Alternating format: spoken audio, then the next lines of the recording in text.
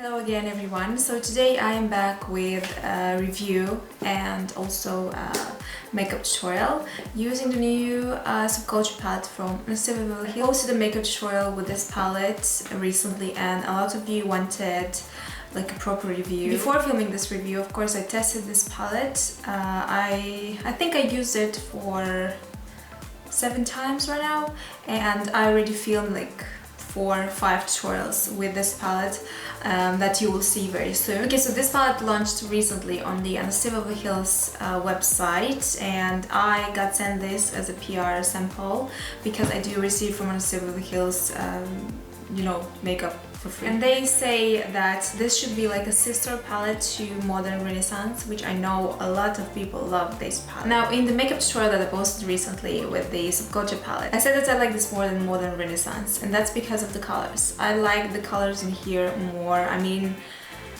I just feel like they're a bit more unique, they're more interesting. I like the color scheme more in this palette. Okay, now looking closer at the palette.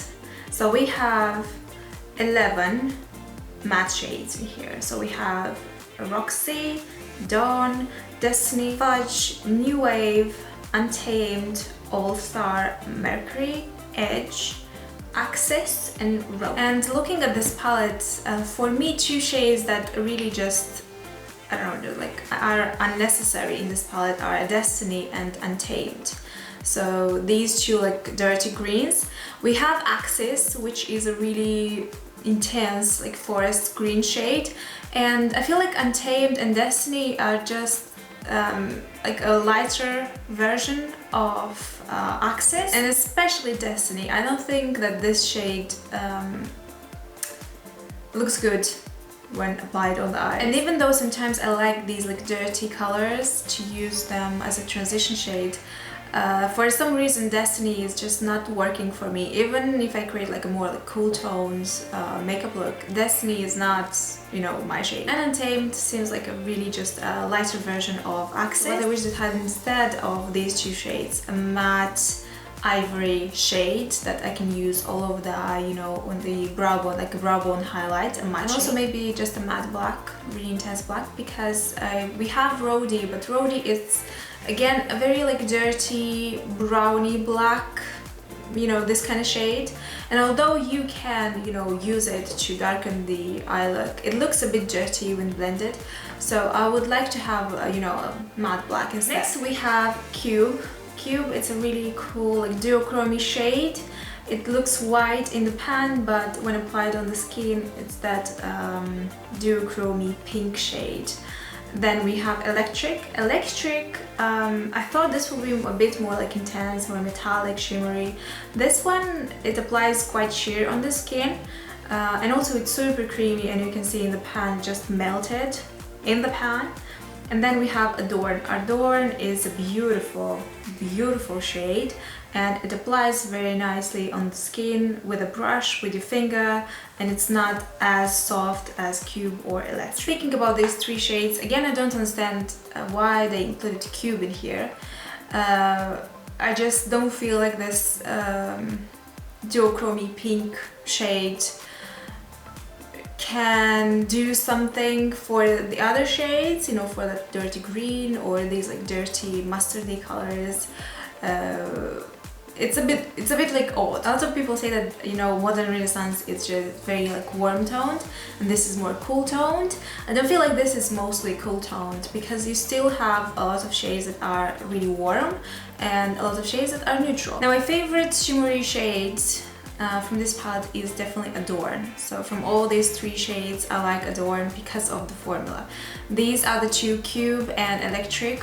As I said, they have that really creamy texture that when applied, you know, on the skin looks quite sheer and can be a bit patchy and just harder to work with. Not impossible, but just hard to work with. So I definitely prefer Adorn. And I noticed, you know, here at the back in the ingredients list, these 3 shimmery shades, they have different formulas. All 3 have different formulas. And Adorn reminds me a lot in terms of like formula, you know, the texture and also the color of Golden Copper and Sunset. These 2 shades from the I believe it was the fall collection, another like recent collection from Stevie Hills. Now let's talk about the matte shades in here, because I think these are the ones that create the most drama right now in the YouTube community. I think the most important thing that you should know about the formulation itself is that these shades, you can see on the back in the ingredients list, the first ingredients for the matte shades is talc. And the first ingredient in the Modern Renaissance palette for the matte shades is mica. And what you should know about these two ingredients is that talc is used, it's basically like absorbent, so it's used mostly like in powders or even in some other like powdery products to have that really matte look, to absorb any kind of moisture from the skin. On the other hand, mica is used mostly for that natural glow kind of effect, for like shimmery shades as well. And because they use talc as the first ingredient here, I think this is what makes these eyeshadows so powdery and so matte. Now I've seen, I think, only like 2 reviews for this palette. Usually I like to, you know, test the product myself. I don't like to watch any kind of reviews. If I have already the product, I can test it myself and I can, you know, understand exactly how it works, how I like it. If I don't have the product, if I want to buy something, yes, I will watch some reviews, and absolutely I will go and test the product if I can in the store. So of course I've seen the Alyssa review for this palette, because it's probably the most popular right now. And she shows how she hits pan, so when she just started using the palette. And I don't know what to say about this. I used this palette a couple of times and I tried all the shades, and as you can see I didn't hit the pan. I think it's just important.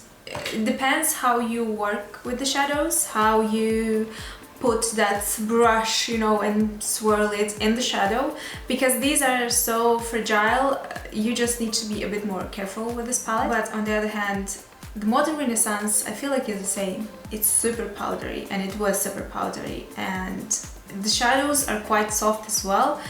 Maybe not as soft as fragile as the Subculture palette, but some of these are really just similar in my opinion. So I'm just a bit confused, you know, why people love so much the Modern Renaissance and why they hate so much Subculture, if, you know, they're both like super powdery. If you watch my tutorials, you know that I don't care about, you know, the fallout. If the shadows are powdery, I really don't care about this. If the shadows perform well, you know, I can work with that, and I still do my foundation after I do my upper eyelids, because I know I will have some fallout, or if I'm using like glitters, you know, stuff like that. It's even more important to do your foundation after, so I don't care about this part of the palette. What I noticed with this palette after using it for a couple of times, when I use these matte shades, you know, only as a single shade, for example in the crease or just all over, it works amazing and everything blends really well.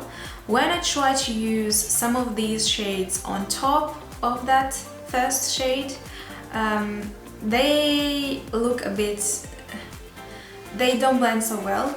Sometimes they can look a bit patchy, and sometimes they can also fade. You can see like in here, they fade a little bit, and only from my outer V part. At first, when I used this palette, you know, for the first time, I was thinking that maybe, you know, it's because I have dry eyelids, and that happened to me in the past. You know, I was using some matte shades that I loved, and when I had, you know, very dry eyelids, they again just blended really patchy and everything was like just weird. So I was thinking that it's the same thing with this palette, but now again I use this, and yeah, I can confirm this, that the shadows, some of the shadows, when you apply them on top of some other matte shadows from this palette, they just like fade somewhere. However, also what I noticed, when you apply, for example, one shade from this palette as a transition shade and one shade from the Modern Renaissance, or maybe some other, you know, matte shades that I have in my collection, they look really nice. I mean, they blend together really nice. So I think the problem is just layering, how you layer these matte shades, you know, on your eye. And also the most problematic shades for me for layering on top of some other shades are Rhody, Axis, which is this dark green, also Untamed and Destiny. These again I don't like as colors. I don't like how they blend with some other colors as well. And I had a little problem with All Star, this reddish shade. The other ones performed really nicely. Roxy, Down, Fudge, New Wave, these, you know, work great. But when I try to layer, you know, these other like darker shades on top, they look a bit like patchy, and yeah, as I said, they just fade somewhere. I think this can be a very problematic palette for, you know, some people, especially if you are, you know, you are not a makeup artist, you haven't tried a lot of formulas, you haven't worked with a lot of formulas. This can be a really just tricky palette for you to use. These are very pigmented shadows, so you just need to be a bit more careful, to be a bit more gentle. You don't need actually to tap that brush 10 times and to swirl it around. So you always need to tap off the excess really well, otherwise you will apply just too much shadow, you know, on your eyes. So it's a tricky palette. Yeah, it is a bit more problematic. I like this palette. I like working with this palette. The colors really inspired me, and this is probably the reason why I love this more than the Modern Renaissance, because I like the colors. But I understand how this can be a very tricky palette for someone else. So what I will suggest is for you just to wait a little bit until this palette will be available in your Sephora's, in, you know, some other like physical stores where you can go and try it yourself. Maybe have a couple of brushes with you and try the texture, see how it blends, see how it applies, feel the texture with your fingers, because the texture is indeed a bit unique. And right now I don't understand why people hate so much this palette. I mean, just wait a little bit, you will try it yourself and you will see if it's good or not. Why buying it online, or why buying it, you know, if a beauty blogger tells you that, oh, this palette is good, you should buy it, and you will go ahead and buy it. I don't understand how this works. I mean, you always need to try something for yourself, especially a palette that it's so hated right now, I feel like. You should definitely wait for this one. Because let's be honest, this is not a palette that it's just, you know, a must-have, you need to have it right now. 90% of the makeup that, you know, we are showing you here on YouTube, you don't need in your life to create, you know, an everyday kind of look or something a bit more sophisticated. You just need like 5-6 products and that's it. But as a makeup lover, I understand that you guys want to buy new products all the time. So the most like correct thing to do right now is just for you to wait until you can try the palette yourself, and then decide for yourself if you want this, if you need this in your life or not, if you will enjoy using the palette or not. Because some people love it, some people hate it. You know, we cannot decide for us. We cannot know exactly what kind of texture you like, what kind of, you know, I don't know, palettes you like. You decide this for yourself. As I mentioned, I already used this palette in a few tutorials, so you will see those, you know, in the upcoming weeks. So I hope you will enjoy this tutorial as well. And I really like this makeup look that I created today. Yes, I used Rhody here and it faded a little bit, and I don't know why. And it drives me crazy a little bit, but I noticed if I pack the shadow, you know, on top a little bit more, I can still get that opacity of the color. Yes, I understand that this is quite a pricey palette, and when you pay so much money for a palette, for these shadows, you want the shadows to perform just 100%, to be the best. So this kind of like fading is not accepted here. I can understand this, so this is why I'm saying just wait until you can try the palette, because these shadows are not like the other matte shadows from Anastasia Beverly Hills, which I love and are my favorite matte shadows. These are a bit more dry. Let me know if you have the palette already, if you tried it, how you feel about it, you know, if it works great on your eyes or not. So yeah, now I will leave you with a tutorial. I hope you will enjoy this one.